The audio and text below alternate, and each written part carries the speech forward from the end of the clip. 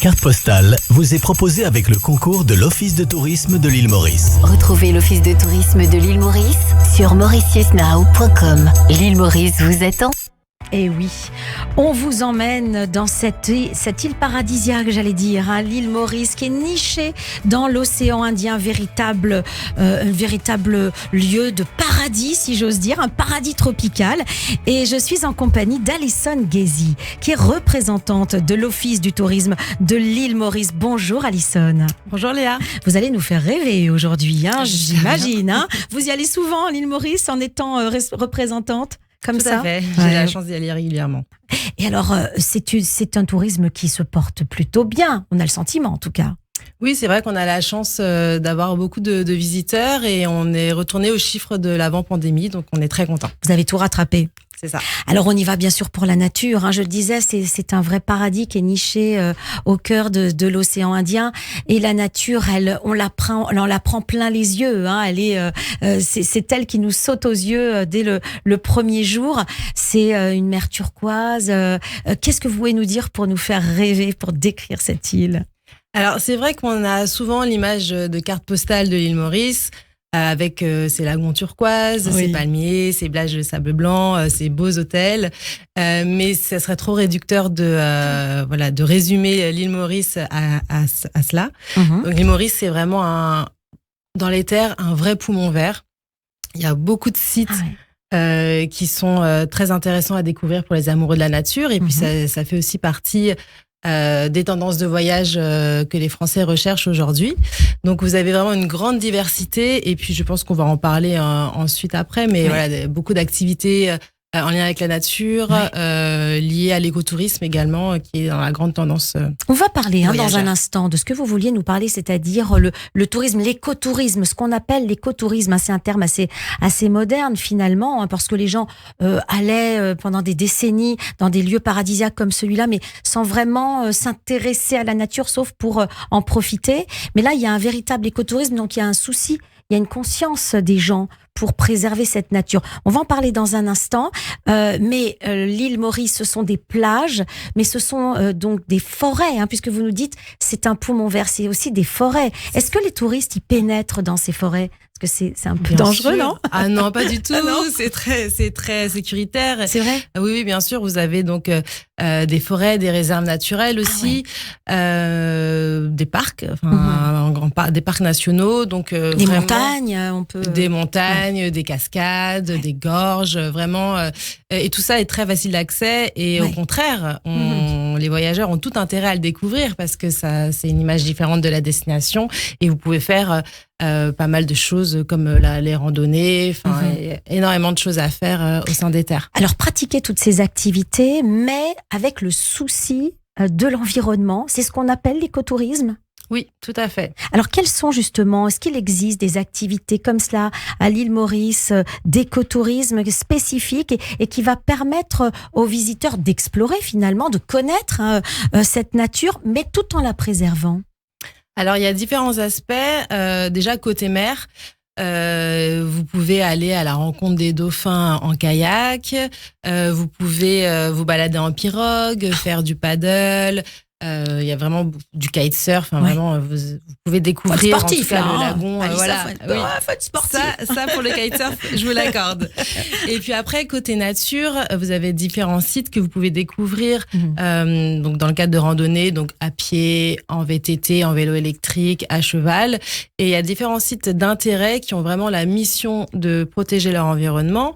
Donc par exemple, il y a Ebony Forest qui est vraiment sur la côte sud-ouest de l'île Maurice, c'est du côté de Chamarel, où là, vous pouvez donc découvrir plus de 100 000 plantes endémiques et indigènes de l'île Maurice. Donc, je ne sais pas si vos auditeurs font la différence entre ces deux termes. Non, justement, si vous pouvez expliquer. Le terme endémique est propre à l'île Maurice, donc vous en verrez nulle part ailleurs. Tandis qu'indigène, ça fait vraiment référence à une zone géographique, donc là, en l'occurrence, Afrique-Océan Indien. Et si vous êtes accompagné d'un guide naturaliste à Ebony Forest, c'est une vraie valeur ajoutée parce qu'il va pouvoir vous expliquer toutes les spécificités en fait des espèces et vous dévoiler la mission du site. Ce que vous êtes en train de nous dire, Alison Ghezi, c'est qu'il existe des parcs donc naturels où là on préserve véritablement la diversité, la biodiversité.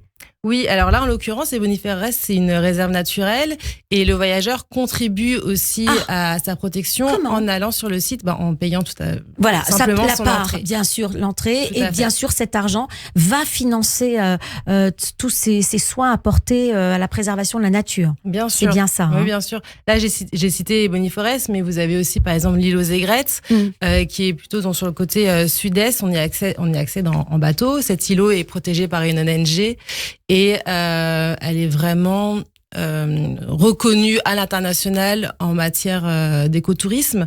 Donc là, pareil, vous avez des randonnées à peu près sur 1h30 à réaliser avec un guide biologiste et vous pouvez découvrir une 60aine d'oiseaux, dont le pigeon rose de l'île Maurice, par exemple. Les grandes tortues d'Aldabra qui viennent des Seychelles. Magnifique.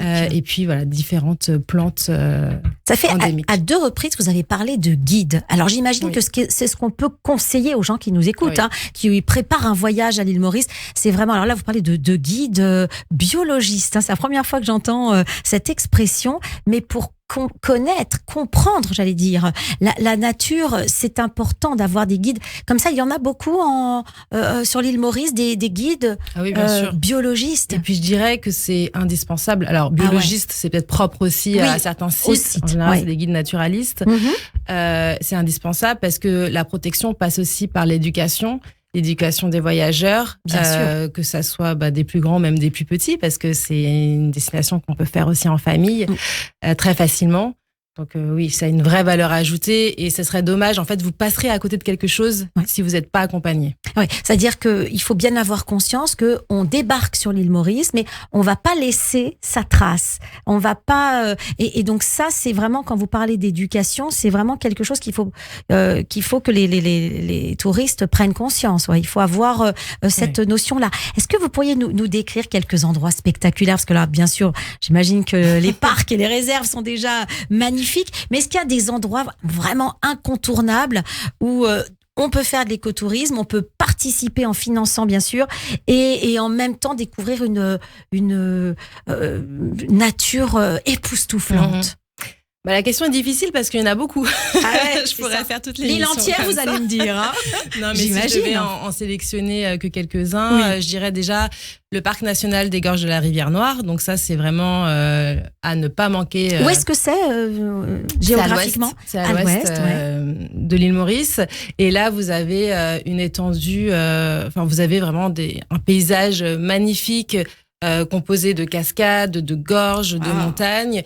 Le point culminant est à 828 mètres, donc vous avez un point de vue spectaculaire sur l'île, c'est sublime. Je vois derrière moi aussi la cascade de Chamarel. Ah, vous la reconnaissez, hein, juste en...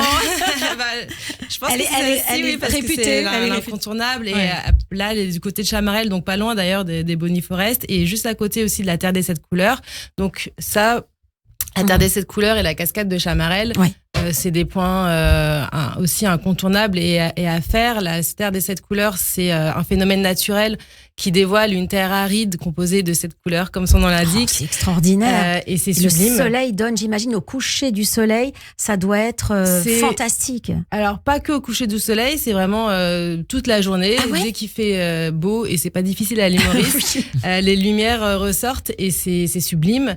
La cascade, c'est un point de vue aussi très joli. Vous pouvez vous y baigner d'ailleurs. En bas de la cascade pour se rafraîchir, et c'est très apprécié. Et vous avez aussi en point de vue spectaculaire le Morne Brabant, donc montagne emblématique de l'île Maurice, inscrit au patrimoine mondial de l'UNESCO. On la voit souvent dans les images de cartes postales, mais pour avoir cette vue, il faut aller au Piton Canot. Ça, c'est la petite astuce. Et là, vous avez vraiment la vue sur la montagne, et c'est spectaculaire. Alors, pour vivre ça, vous conseillez combien de temps? Quelle est la durée idéale pour visiter tous ces lieux fantastiques? Alors, c'est un minimum d'une semaine, Ouais. ça c'est certain. 10 jours, voire 2 semaines, ça serait l'idéal. Parce qu'il y a quand même, il y a 11 heures de vol, il faut y aller. L'avantage, c'est que c'est des vols de nuit principalement. Donc, ça, c'est top parce qu'on commence une vraie journée. Et puis, vous avez très peu de décalage horaire, donc c'est seulement 2 heures. C'est ça qui est fou. Donc, pour des Français, c'est top. Il n'y a pas Donc, alors, vous êtes au bout du monde. 11 heures d'avion, moi j'ai du mal à comprendre. 11 heures d'avion, mais 2 heures de décalage. C'est ça. Très bien. Alors 2 semaines, la durée idéale. Alors peut-être pour terminer, nous parler un petit peu de l'île Maurice et des efforts, des initiatives qui sont faites pour promouvoir justement le tourisme durable. Oui, alors effectivement, au-delà de l'aspect environnemental, le tourisme durable consiste surtout à aller à la rencontre des habitants. Donc les Mauriciens sont une population très chaleureuse, hospitalière. Ouais. Donc c'est ce qu'on imagine. Vraiment dommage de passer à côté de ces rencontres. Ouais. Et aujourd'hui, vous pouvez facilement aller justement à la rencontre des habitants en découvrant par exemple le marché de Port-Louis en compagnie d'une chef mauricienne, aller faire un atelier culinaire au sein d'un jardin dans une maison coloniale, aller accompagner un pêcheur lors d'une séance de pêche traditionnelle en pirogue, manger chez l'habitant. Bref, il y a vraiment beaucoup de choses et finalement, c'est ça qui laisse une trace aussi. C'est ce qu'on se souvient quand on part en voyage, c'est de ces rencontres. Ça laisse des souvenirs mémorables avec les gens. Avec les gens, bien sûr. Peut-être un numéro de téléphone, on arrive au terme de notre émission. Un numéro de téléphone, vous l'avez en tête, ou alors un site internet. Alors un site pour internet, qu'on se renseigne. tout à fait. Vous pouvez aller donc sur Mauritius Now, à la française, mauritiusnow.com, et vous avez toutes les informations pratiques pour se rendre à l'île Maurice. Et toutes ces idées, toute une palette d'activités que vous nous avez décrit. Merci infiniment, Alison Guézy, représentante de l'Office du tourisme de l'île Maurice. À bientôt. Bon voyage. Merci. J'ai envie de dire au revoir. Au revoir.